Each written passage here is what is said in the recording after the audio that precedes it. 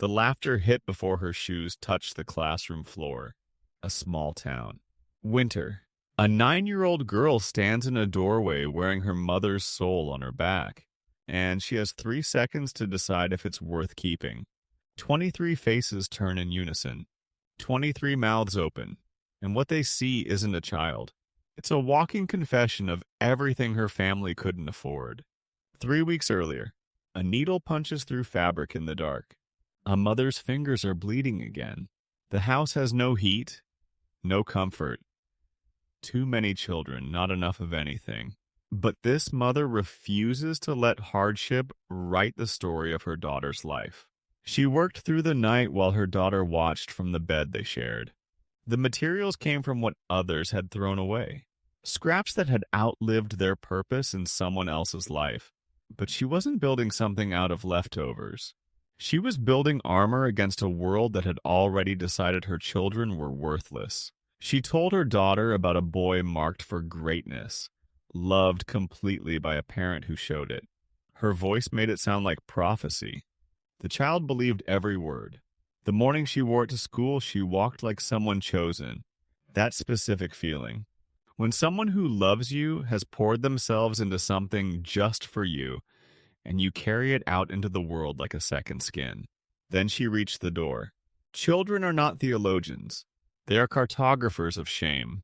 They mapped every flaw, every imperfection, every place where the effort showed instead of the result.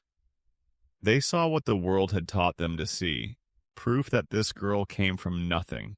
The teacher saw it all, and said absolutely nothing. That silence mattered more than any word ever could. Cruelty from children can be dismissed as immaturity, but silence from the adult in the room? That is a verdict. That is the world confirming what the laughter announced. Some people don't count. Some mother's love isn't enough.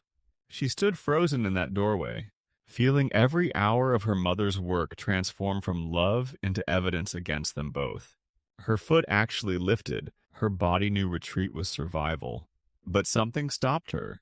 If she turned around, she would survive that room. But she would destroy her mother. She would walk back through the door and tell the woman who stayed up bleeding for her that the world had won.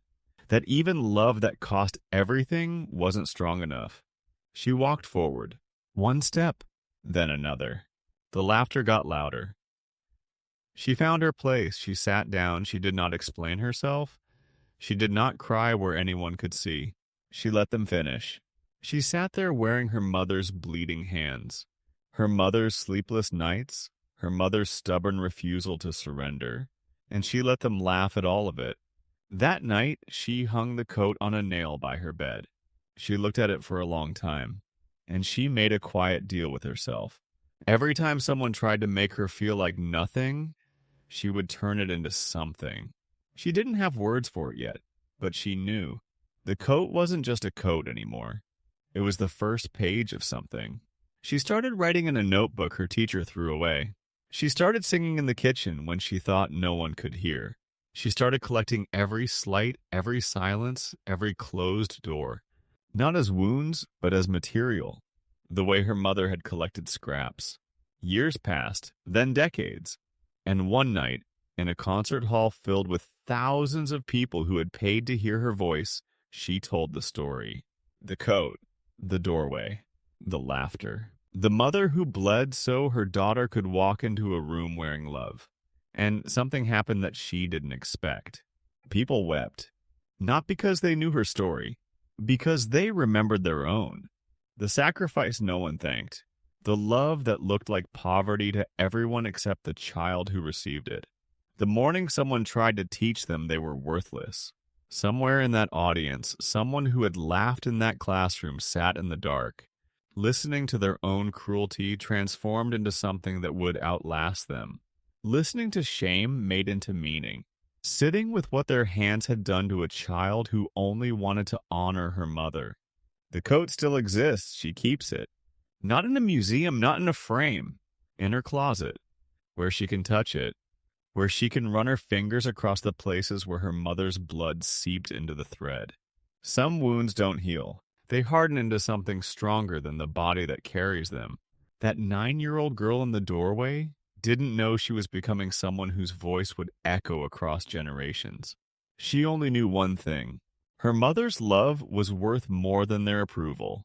And decades later, when they asked her about the code, the one that launched 1,000 songs, the one that taught her everything she knew about turning pain into art, she said only this: she made it from what others threw away. She built it with everything she had, and I wore it into a room that tried to destroy us both. She paused. I'm still wearing it.